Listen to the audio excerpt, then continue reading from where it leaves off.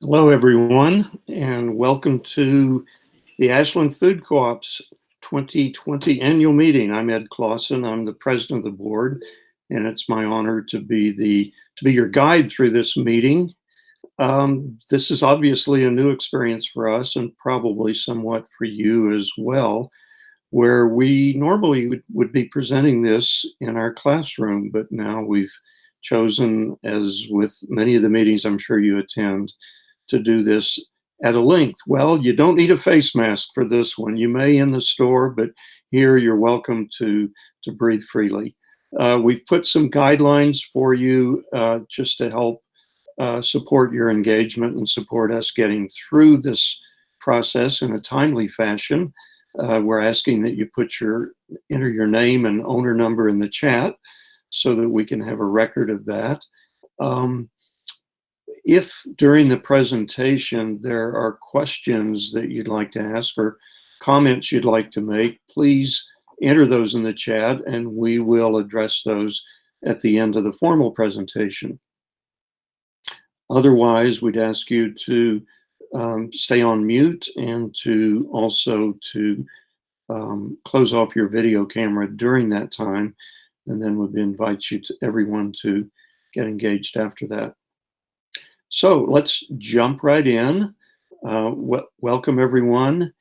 And let me just say that we're delighted to be able to present to you what we think is a meaningful agenda and hopefully an information-full agenda. We'll be beginning by introducing you to the board of directors. These are your representatives. And Emil, if you could give me the next slide, please.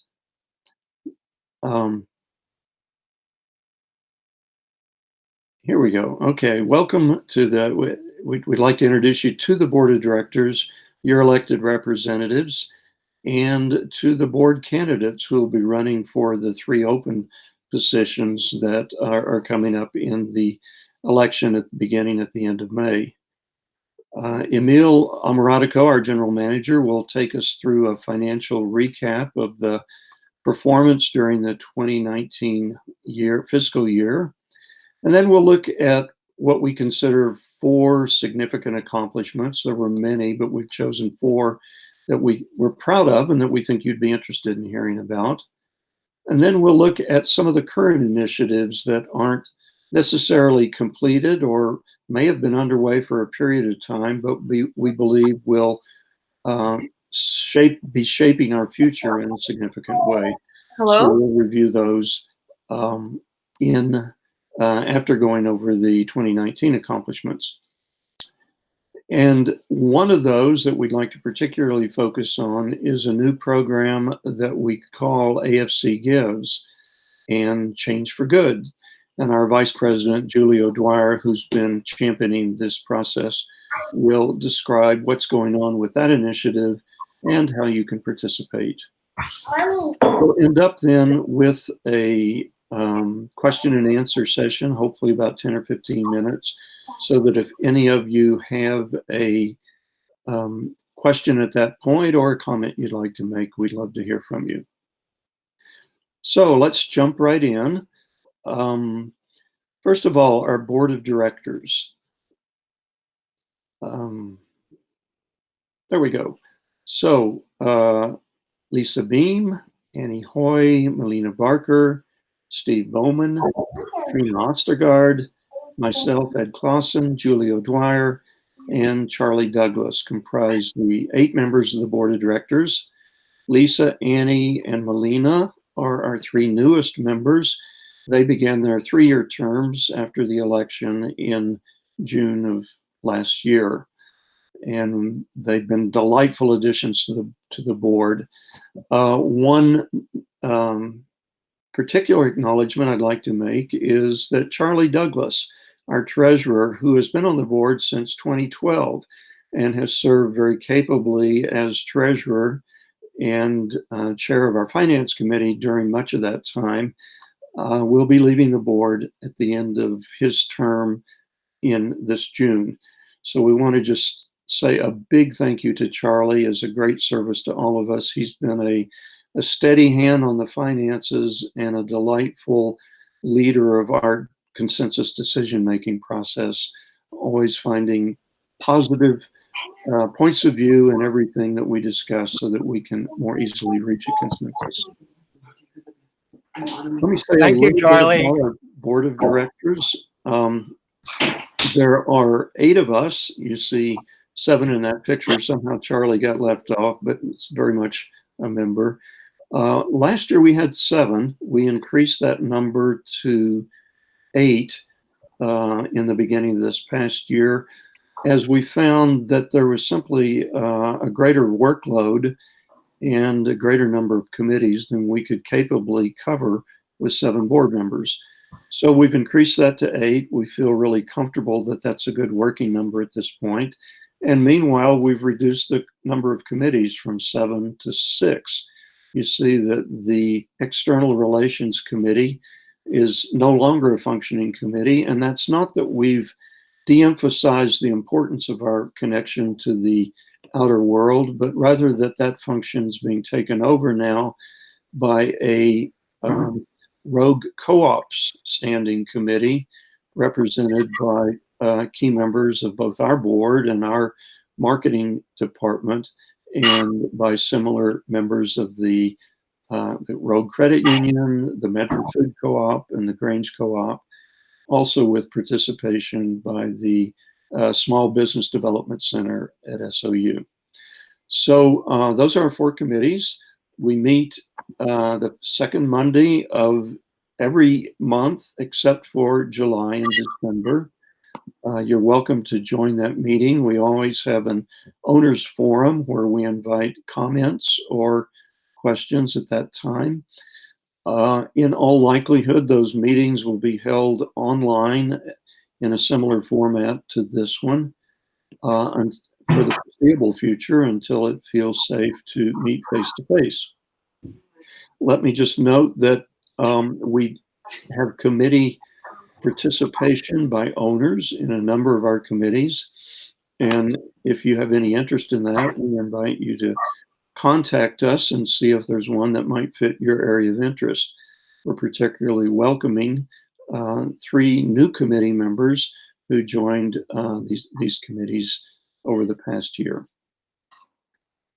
So we're holding an election that opens on May 27th. You'll be receiving your ballot by a special email. You'll be able to vote basically only online this year for 3 seats. Of the 8 positions, either 2 or 3 seats come open each year. And we have a nominating committee that goes through owners who have self-nominated or been put forward by others. This year we have 4 candidates, 2 who are current members of the board of directors, Julio Dwyer and myself, and 2 excellent new candidates, Mark Gibbs and Carolina Levy. More information about all 4 candidates will be available as the election opens on our website. There'll be a resume, a candidate statement, and a brief video from each candidate in which they describe why they are running, what they see as the big issues that the co-op and the board is facing, and offer some additional information about themselves. So I invite you to look at that information for rich background on each of the candidates as you consider who you will vote for to fill those 3 positions. So I'd like to turn the speaker over now to Emil Amaratico, our general manager, who will take us through the financial highlights of 2019. Thanks, Emil. And you're muted. That's a simple solution. All right. Wonderful. Sorry, let's try again. Okay. Bear with me. All right, I think I got it. Did everybody hear me? Super. Okay, financial overview. For starters, I want to recognize that we're at 12,000 strong. I think a little less than 12,100 owners in the last year. And our sales last year were up about 3% over 2018. We'll look closer at that in a moment. And we continue as a debt-free organization with quite a cash balance, which we've been saving for a number of years to prepare for development and/or future expansion. And this year in particular, we did something we'd never done before. The board authorized a patronage refund or a patronage dividend to owners in the form of 100% return to owners. The number was about $628,000. In a typical year, we return 50% and retain 50% for development and expansion. And in light of all that's going on around the world at this time, and especially in our community, the board decided to return all of it. Here were the results of 2019. For every dollar that comes into the co-op, the first 63 cents or so are returned directly to our vendors for the products that we stock and sell in the store. The second most significant cost is personnel, all of our employees. We're completely self-sustaining with all of our own accounting, human resources, marketing, IT infrastructure, as well as all of our operations teams. And that accounts for a little more than 25 cents on each dollar. The cost of occupancy is fairly low for the co-op because we own our own properties, we don't lease. So occupancy less than 2%, including taxes and utilities and so forth. Operating expenses directly related to store services, about 2 cents on the dollar. And then our own administrative, marketing, and education, another 1.5 cents or so. And then direct discounts at the register, both discounts and coupons, etc., about 2 cents, 1.8 cents per dollar. And then all other expenses, less than a penny. Last year, we ended up with a tax refund, ultimately, for deferred taxes from prior years for things like solar energy implemented on the roof. And then ultimately left us with a little more than 2.5% in net income. And I'll talk a minute about what we do with those dollars when they come in. Next, I just want to show you the last 10 years or so sales trends. We had a few flat years there. Safeway opened the store back up in about 2017. We had a little bit of growth while Safeway was closed, the other downtown store. And it's taken us a couple of years to rebound from that. And in 2019, as we said, we were up about 3%. This graph shows the same sales totals, so a little more than 30 million last year, almost 31 million, but shows the trend in percent of sales growth. So while we had growth in the prior years, we had a couple of years with no growth, 17 and 18, as we recovered from Safeway's reopening with a shiny new store. And then in 2019, back to 3% positive growth. So it was a good year for us. Oops. And then there's that 2.6% net income. And co-ops are unique in that we take that net income and we divide it into two pieces. One is the net income from owners. So 78% of our sales were from owners in 2019. The other 22% were from other shoppers, from non-owners, folks that either are visiting town or choose not to partake of the owner member benefits. And so 22% there. Of the 78% in owner purchases, 2.6% of the net income times the 0.78 or 78% was returned in the form of $628,000+ in patronage refunds. And then the 22% of that net income that wasn't attributed to owners is reinvested in the co-op after taxes. So this year we may have a tax liability for last year for some of those dollars. But what was unique this year is that 100% of the member-derived net income was returned to owners. It was a terrific year. And Okay. now, Ed, do you want to Thank you, talk about Emil. So we'd like to take you now through 4 significant milestones of 2019. We picked ones that we thought might particularly interest you. We've been doing tremendous work in sustainability over the years. And so we've asked our sustainability coordinator, Rihanna Kopel, to take us through the highlights of her 2019 sustainability report. Then we would like to share with you how we planned to and did respond proactively to the one significant smoke event in 2019 and how that prepared us to respond into the future for additional smoke events. We initiated an equity, diversity, and inclusion training program and a process where we believe that we can, although as an organization we have been committed to and dedicated to the principles of this for a long time, that we can even up our game in a lot of ways. And so we've begun that process, and Emil will describe that those significant steps in 2019. And then finally, as a co-sponsor, as a part of the co-ops working together, we co-sponsored a Start a Co-op contest, which we'd love to describe to you. So let me introduce Rihanna Kopel, who will describe our 2019 sustainability report. Thank you, Ed. Thanks everyone for being here. Big thanks to the board of directors and our general manager for putting together this online meeting today.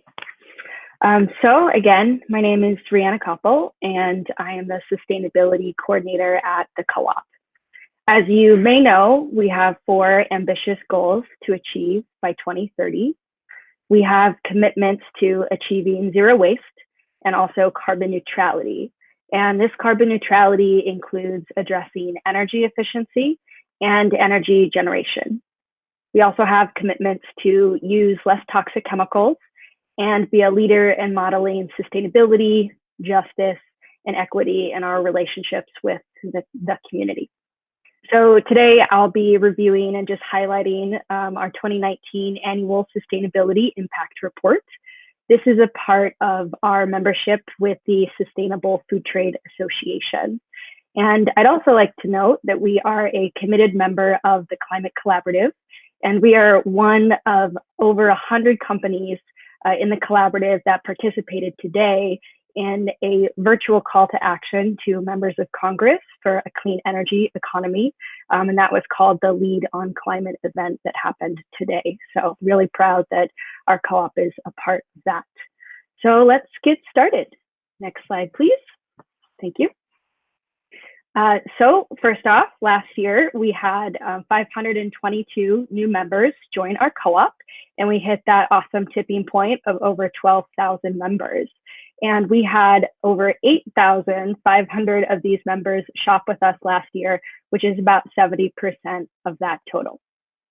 Next slide, please. All right, so getting into some energy generation. We have 2 solar arrays on our campus, one of which you see here, which is on our roof. They produce about 51 kilowatts. This doesn't supply all of our energy use.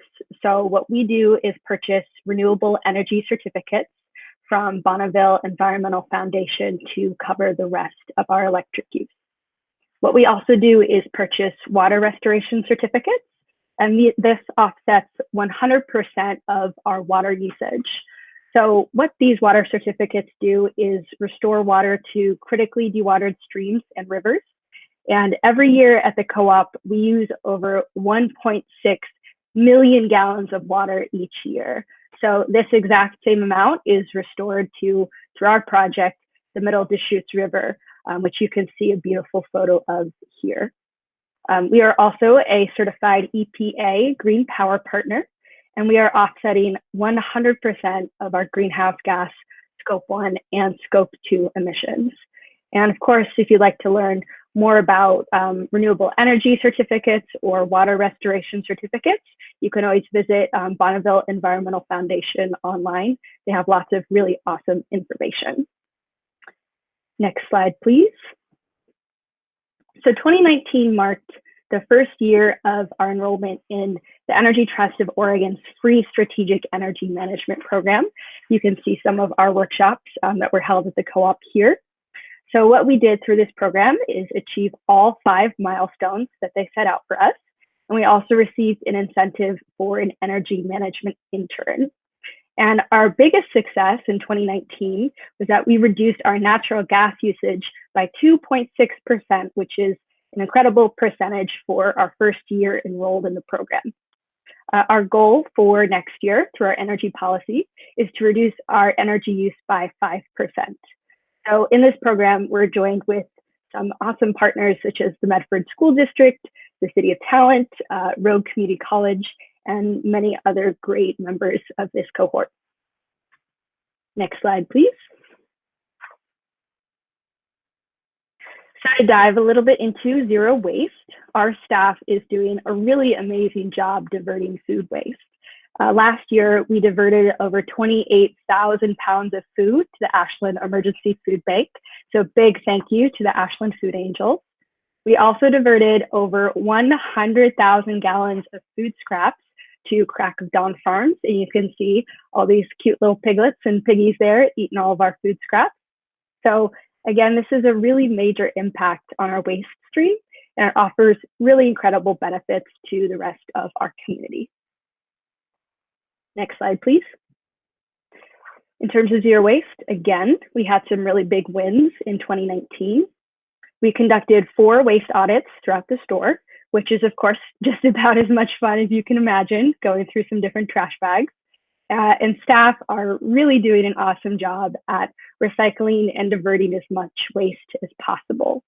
We did discover one major area of improvement, and that is finding a way to divert gloves. We use gloves all day, every single day at the co-op. And what we did was started piloting a glove take-back program. So what this upcycling program does is it takes the used nitro gloves, it breaks them down into pellets, and then they remake the materials into patio furniture and outdoor decking. So I'm really glad that we were able to start this great pilot project right here at the co-op. Next slide, please. Another big win that we had has to do with plastic bags. So last year, we sold over 16,000 reusable bags, and all of you, our member owners, really used them, which was incredible. You all use reusable bags so often that we cut down our purchases of disposable plastic bags by over 100,000. This is a really significant change, and it reduced the annual amount of single-use plastic bags that we order by over 22%. So big pat on the back to everyone that's been using the reusable bags. Also last year, our staff either rode their bikes, walked, or carpooled over 3,352 times. So that's an average about 9 times per day that our staff are choosing to take alternative transportation. Next slide, please. So last year, again, we started offering a drop-off location for used natural corks. So what happens is customers get to drop off your natural corks in a collection box right by the front door, and then we sort them and ship them for free to Recork. And Recork is a really awesome company. They upcycle these used corks into yoga blocks, into shoes, and also footbeds. So last year, we upcycled over 11,000 corks. So that is a lot of wine for a very good cause. So again, if you bought a bottle of wine last year and upcycled your cork, great job. Next slide, please. And the final one is just a really big thank you and a shout out to all of our member owners, our board, our staff, and all of our community partners. We achieved some really major milestones last year, and I'm really impressed by everything that our member owners are continuing to do to help us take very significant steps towards achieving our 2030 sustainability goals. So keep it up, and thank you so much for having me today.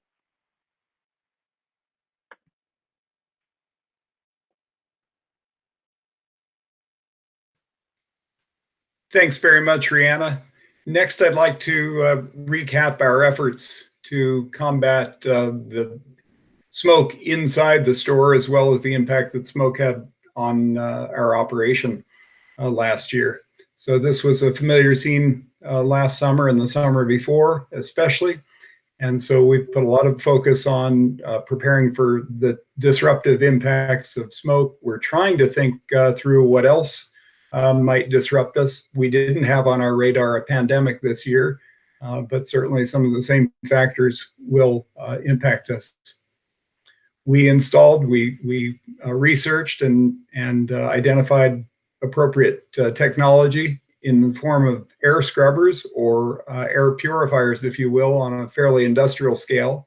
And I think put about 17 of them on the campus, and they all include HEPA filters and high volume air throughput. So we are able to really recognize higher air quality in the store as a result.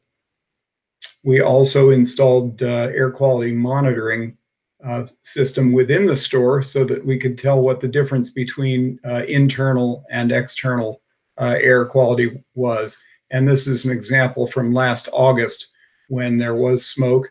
Let's see, Ashland Food Co-op is the lower purple line there, and the blue line, and that's right here in the railroad district. Across the tracks and down a ways, just on the corner of the screen there, the yellow bubble was an outdoor monitor, so we can actually track the indoor air quality versus a nearby outdoor monitor that we have access to as well.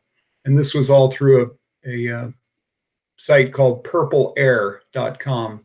So you can go to Purple Air and you can see a number of monitors throughout the valley and across the nation, frankly, that show you air quality.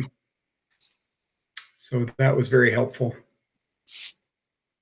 Ed mentioned that we had initiated training in equity, diversity, and inclusion. We brought a local consultant in, and last fall, the entire organization, directors and employees, had an introductory session with our consultant about primarily the terms and concepts of EDI to prepare us, and we completed that, to prepare us for a 4-hour 101 course, if you will, called Cultural Agility.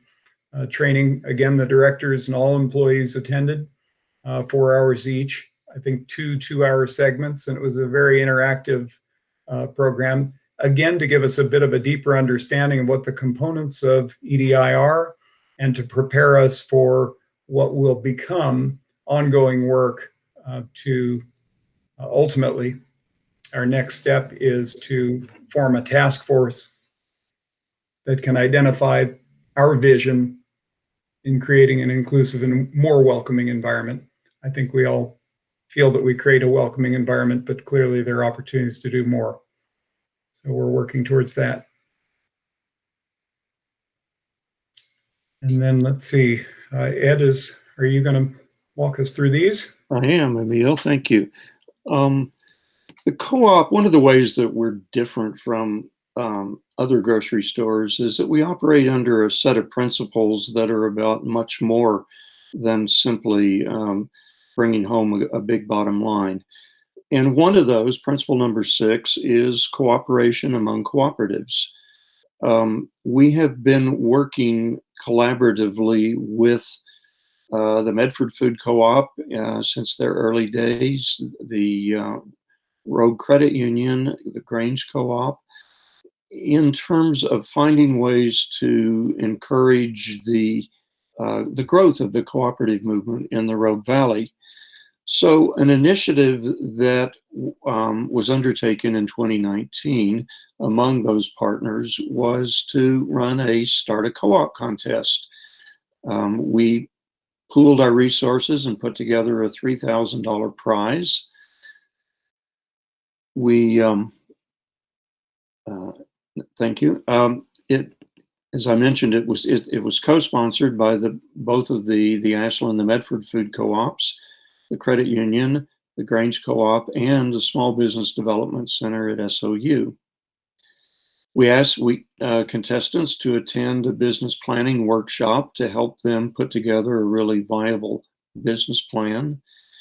The criteria that we used for selection included the social impact that the co-op would potentially have, the business viability of the plan, and importantly, the passion and ability of the person or persons proposing this new co-op. Ultimately, a winner was chosen, and it was Swap Don't Shop, which is a women's clothing exchange. We anticipate that a similar contest is likely, because we felt it was so successful, it's likely to be run again soon. So stay tuned. Now let's turn to ongoing initiatives or initiatives that haven't necessarily been completed, but we believe are important in terms of shaping the future of our organization and your experience as an owner and as a shopper. So first of all, one that we've actually been reporting on for a number of years and been working really diligently on is to secure a favorable site to expand our current store. Emil showed you our sales trend in his financial recap. And one of the conclusions that you might draw from that is that we're bumping up our heads against the ceiling of our capacity. We all know that parking has been at a premium, perhaps less so in these current times, that shelf capacity is at a premium, aisle space is at a premium. And if you were to see the back of the store, storage space is at a premium, managers' offices are at a premium. We are just really packed tightly. And we believe that we can do a much better job for all of us if we had a greater capacity. So Emil's going to describe our 2019 work on that. Secondly, we have identified that a real opportunity to serve you, our owners, better and to serve our community and to expand our business is to develop and expand our private label offerings. And so we've undertaken a significant effort to begin doing that in a really meaningful way. Third, we are currently piloting an online ordering system combined with Curbside Pickup. We've been piloting that recently and we're hoping to be able to roll that out sometime in the not so distant future. So Emil, again, will report on our progress with that. And then finally, Julio Dwyer, our vice president and the leader of our grants program, will describe how, under her leadership, we're expanding our AFC Gives program. So let me turn it over to you, Emil. Oh, oops, forgot the last one. Thank you. And this is more of a long-term vision. We recognize that expanding our current store is where our attention needs to be right now. But we also believe that our longer-term future lies in a expansion into underserved locations where they simply don't have access to healthy foods and affordable healthy foods in the way that we do here in Ashland. So Julia also will be describing our work in that particular area. So let me turn it over to you, Emil. Thank you.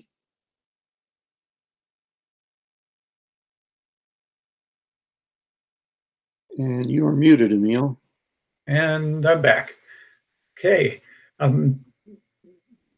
We've been working for about 15 years on this, but making steady, slow progress on the purchase of our neighboring property, circled in red there, just next door to the co-op. Umpqua has about an 8,000 square foot store there that is way underutilized, and we know they've got a vision for a different store in the future. So we've been negotiating for the purchase of that property. One of the conditions is that they find a suitable location elsewhere in the downtown area, and ideally on Main Street. So over the last couple of years, we've identified a property on Main Street and been negotiating with the owner of that property to develop a future site for Umpqua. And it would be a bit of a three-way deal. We would get the Umpqua property. Umpqua would move into a new facility that would be leased and owned by the current property owner. So if we're successful there, then we would talk about what we can do with that Umpqua property. Just to put things into perspective a little, our current campus, which includes everything from the store and the parking lot to the rusty barn on A Street and a couple of the other buildings in between, including the classroom on Pioneer Street. That all adds up to about almost 1.5 acres. The Umpqua property is another nearly an acre. Combined 2.2 acres would give us a significant campus and opportunity to grow for the next 50 years, probably. As you know, a couple of years ago, hedging our bets in case Umpqua never lets go of their property, we purchased I think it's about 1.8 acres across the railroad tracks on Clear Creek, which you can see in the photo there as well. So that's kind of our ace in the hole if we ever get so tied that we can't expand in this location. And if we end up purchasing the Umpqua property, then we can think about other options with that Clear Creek Drive property, including selling it, of course. I mentioned looking at the Umpqua property and how we might integrate it and help with development of our current store. In this slide, the green at the lower portion of the slide is the retail area of the current store. The yellow areas to the left are more of the prepared foods department, the deli, seating areas, etc. The blue areas on top of the green are existing and then potential back warehouse areas that we could envision would give us the space to receive. You can see 2 trucks, 2 semis backed up on the blacktop there, and another receiving area for smaller trucks and vans to the lower right behind them. The orange areas are either administrative or classroom education. So this was one, kind of conceptual approach to this. We conducted an expansion design charrette was step one with, I think about 20 people in the room. And then we worked with Ashland architects, Carlos Jerome and Chris Brown, to develop some of these models. This is just one of a number of different perspectives that we took. Ultimately identified a number of important design elements that can help us with expansion opportunities on this existing campus. This particular slide shows all of the existing buildings with a little bit of additional construction to tie them together. But there are other scenarios where certain buildings are removed or eliminated to expand new construction. So with the purchase of the Umpqua building, we would really open up the possibilities. Ed mentioned another area that we put a lot of focus this year in our prepared foods offerings. The first step was in establishing a private label steering committee. We put a cross-functional team from within the co-op with some outside assistance to develop a private label standard, which we think is important because we add a lot of value. Our greatest area of opportunities appears to be in our expertise is in adding value to great ingredients, to great products. So if we're going to develop further in that area, what would the standards be if we were to put our label on something? Why would we do that? Would we do it because it's the best, because it's the least expensive, because it's local? What are the parameters? So we've worked on those. Whoops. And then reorganized the deli into a broader department range, the prepared foods department, rather than just a deli. We started with, I guess I could say, humble roots as a deli, as a kind of a small full-service deli with sliced meats and cheeses and some prepared foods. And we've grown now to the point where we've got 50 or 60 employees just preparing food without serving it, no bartenders, no hosts. It's all production and includes a bakery facility down on A Street. And then recently we hired a prepared foods department manager and executive chef who has quite a bit of experience in large scale food production and is able to oversee the current operation with an eye towards expansion in the future. And then finally, a little teaser here. We've been discussing the idea of either curbside pickup or delivery for several years, and our peers in metro areas say that even in those densely populated areas, this accounts for 1, 2, maybe 3% of their sales, and takes quite a bit of resources to make happen. So we've not embarked on development of that until this last couple of months. The change in our culture and shopping habits clearly creates an opportunity to serve our community with touchless shopping, so that folks can order from home and pull up in the curb and have their groceries delivered in the car, or actually having groceries delivered to their homes.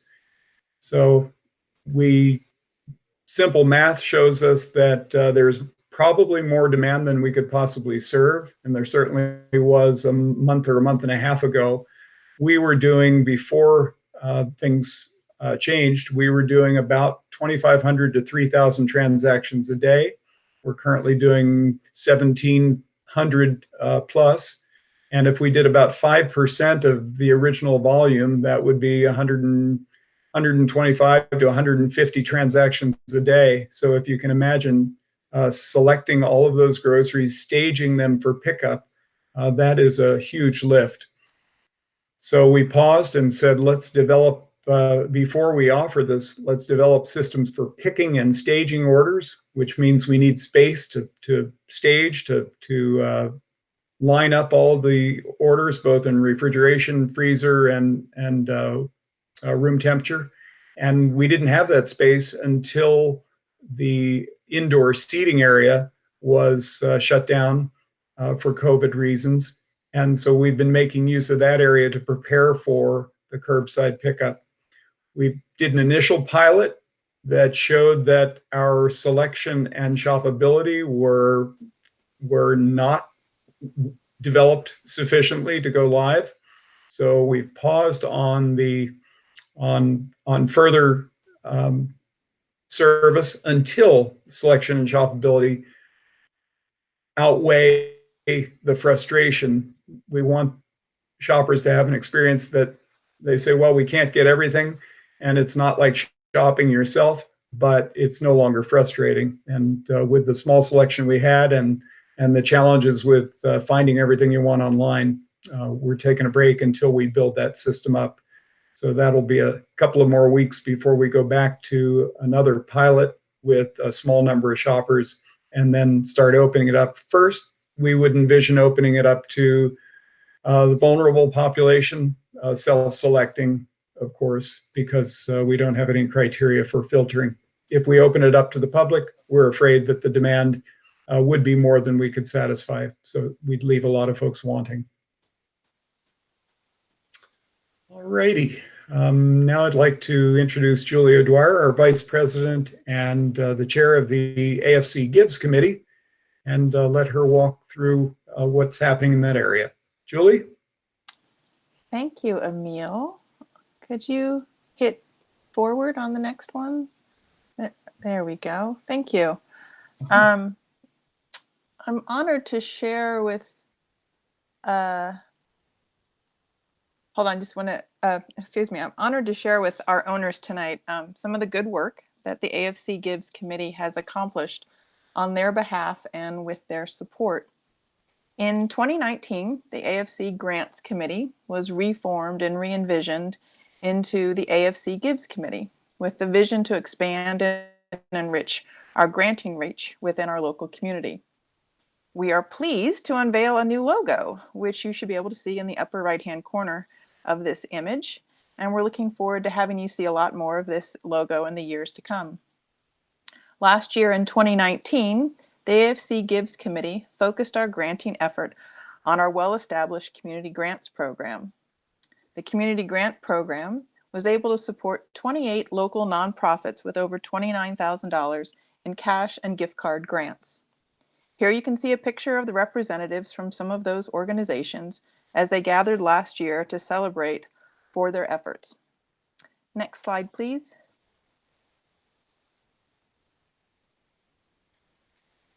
In 2020, the AFC Gives Committee is charging forward with several new initiatives that will help our community to grow and give. First, the foundation. We acknowledge that our financial support of local nonprofits is crucial to their ability to do the work that they do. In order to be prepared for the changes in the economy, we will be strategically enriching our existing Community Fund Foundation to be fully self-funded in 15 years. For outreach to our community, we also recognize that our community needs are always changing, and we will work to continue to provide small community grants for specific programs with our local nonprofit organizations. And to encourage owner engagement, we have also hoped to further engage the strength of our ownership by educating our owners on the needs and the programs of our local nonprofits and sharing how they can get involved. Let me take you through some details on each of the AFC Gives programs for 2020. Next slide, please. The Ashland Food Co-op Community Foundation Fund has been established for years, and currently we have a balance of over $111,000. But we see now that by continuously making the effort to enrich this fund, we can be able to create an annual interest to more than match our existing annual granting budget. This fund will grow by dedicating its own annual interest back into its balance, as well as continuing our annual contribution. We will also grow the fund by reinvesting unclaimed and donated dividends, and by including the foundation in a giving campaign during October, which is co-op month. Our goal is to be fully funded by 2035 with a balance of $850,000, which will provide us with an annual interest that matches or exceeds our current community granting funds. Now let me introduce you to our newest giving program, Change for Good. Next slide, please. Thank you. The Ashland Food Co-op and AFC Gives is excited to be launching this new community support program in 2020. Let me explain a little bit about how Change for Good will work. Starting in the fall, each month we will feature a local nonprofit organization. We will partner this organization with the co-op and our shoppers to educate and support their efforts in our community. Shoppers will be asked to donate the small change left over on their transactions to the monthly featured nonprofit. That means that the pennies, nickels, dimes, and quarters from all the participating shoppers will be gathered together to form a significant donation at the end of the month. We will also have the nonprofits provide information to the owners at the store and through social media to help our owners understand how these organizations impact our community and what each individual can do to be involved. Selecting the final participants for this program will be in the hands of the owners in this year's election process. As part of the yearly ballot, you'll be given detailed information about 12 local nonprofits that have applied for the Change for Good program. As an owner, you can then vote for your top 10. The 10 organizations receiving the most votes will be part of the first year's Change for Good program. I'd like to tell you a little bit about the 2020 Change for Good candidates. Next slide, please. Each of these candidates submitted their application to the AFC Gives Committee for review and approval. They were evaluated based on their outreach to our community and their programs for education, health and food, and sustainability. Let me give you a quick summary of each, but please look for more information on each of these organizations on your 2020 ballot, which will be emailed out on May 27th. Ashland High Arts Advocates, or AHA, provides support to the Ashland High School Arts Program, specifically their culinary arts program. KS Wild, or the Klamath-Siskiyou Wildland Center, restores and protects the wild places of the Klamath-Siskiyou Basin. Maslow Project has a mission to empower homeless youth to thrive independently and engage in all aspects of life. Our North Mountain Park Nature Center has a goal to increase the environmental literacy of our region's elementary school students. Our Family Farms works with farmers, legislators, scientists, and concerned citizens to educate them on the benefits of organic farming practices. The Pollinator Project of the Rogue Valley works to engage the minds, bodies, and hearts of children and adults, inspiring them about the wonders of pollinators who are essential for the long-term sustainability of our local food systems. Rogue Family Corps is building a statewide sustainable food system for the next generation of farmers and ranchers. Rogue Valley Farm to School supports making gardening and nutrition a standard part of the school day and school curriculum. Rogue Valley Mentoring is transforming communities through the mentoring of youth as they learn vital life skills. Southern Oregon Climate Action Now, or SOCAN's, Master Climate Protector Strategy educates area residents on the science of climate change to take individual and community action. Southern Oregon Land Conservancy mission is to protect and enhance the precious lands of the Rogue Valley region to benefit our human and natural communities. And finally, St. Vincent's de Paul is dedicated to providing compassionate support and care for the poor and needy by reducing homelessness in Ashland and in Talent, regardless of age, race, religion, creed, sex, sexual preference, or ethnic origin. Again, please look for more information about each of these organizations and vote to make a difference with our Change for Good program. Next slide, please. I'd also want to be sure to give you an update on our 2020 Community Grant Program. This year, we have received 49 grant applications for review. We will be awarding 26 local organizations with over $25,000 in cash and gift cards in June. The Ashland Food Co-op and AFC Gives is proud that we can continue our community grants as well as expand our community support for so many amazing groups that are doing so much good for our community. On behalf of the Board of Directors, I want to thank all of our owners for being part of this organization that helps so many and shares so much. Now I'm going to put on a different hat and talk to you about another one of our strategic initiatives. Emil, can you change? Thank you. Our multi-location task force. As part of our ongoing strategic planning, the board and management team have recognized that there is a real opportunity for the growth of the Ashland Food Co-op beyond the physical boundaries of our current campus. Because of this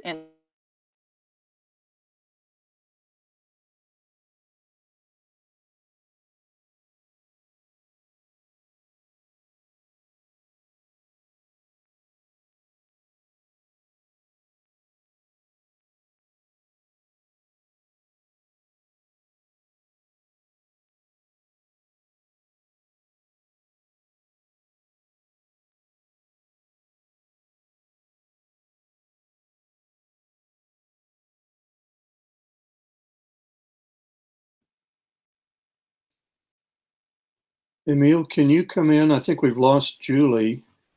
And could you talk us through the rest of this slide?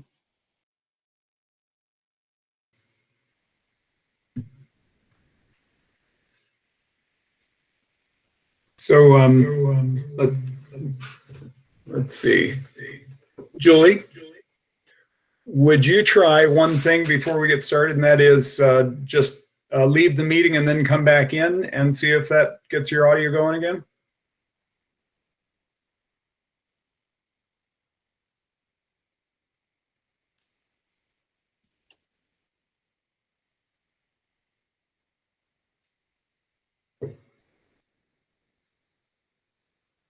Thanks there she is. Can you hear me now? We sure can. Fantastic. Sorry about that, folks. Emil, could you just click one more button?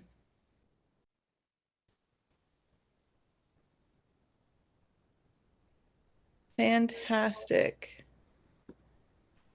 This task force will assess the opportunities and make recommendations to the joint board management team about where and how we might Next, push again, please. This is important because we see growth as a strategic way to continue a robust future for this organization and an opportunity to share the cooperative model with a broader community. Next. Currently, the task force is analyzing potential sites and evaluating the business models that would best fit those locations. Stay tuned for more information on this exciting new chapter for the Ashland Food Co-op. And now I'd like to turn it back over to Emil and Ed.